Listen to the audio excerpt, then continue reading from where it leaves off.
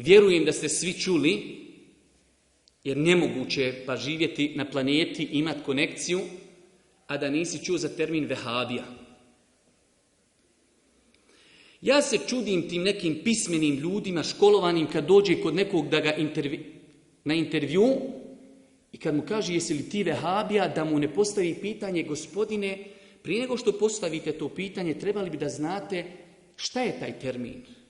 Definiši ti meni šta je vehabija, pa ću ja reći jesam li ili nisam. Ako misliš vehabija je samo brada, pa poslanik alejhi selam je imao bradu i naredio da se nosi brada. Ako misliš da je nošenje mahrame vehabijski običaj, onda je to naša vjera. Moramo definisati taj termin, a on nikada nije definisan. Ja dajem nagradu veliku, nek nam neko dođe i nek nam definiše šta je vehabija. Ali time se želi da se omladina koja želi da bude moralna i čestita, da se vrati vjeri, da se zastraši sa nekom babarogom, sa mrakačom. Mrakača nema, ali ti djeto kažeš, sine, ima mrakača. On čitav život nema mrakači, ali on čitav život ga strah mrakači. Isto kad neko hoće klanjati, nemoj sine u vehabije. Dijete, čerka hoće da stavi mahramu, kaže mama, nemoj sine, što neš u diskoteku, kušu vehabije.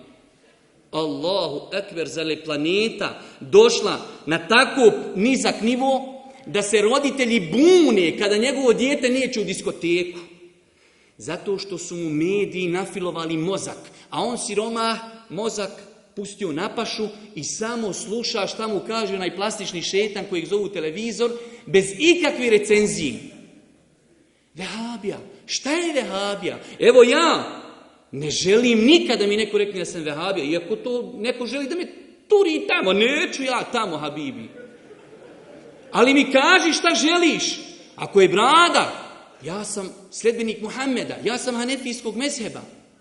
Ali ne, oni to ciljano radi. Upakuje ti termin na kojeg nema odgovora i onda samo lijepi. To je smutnja. Ali zato nemoral.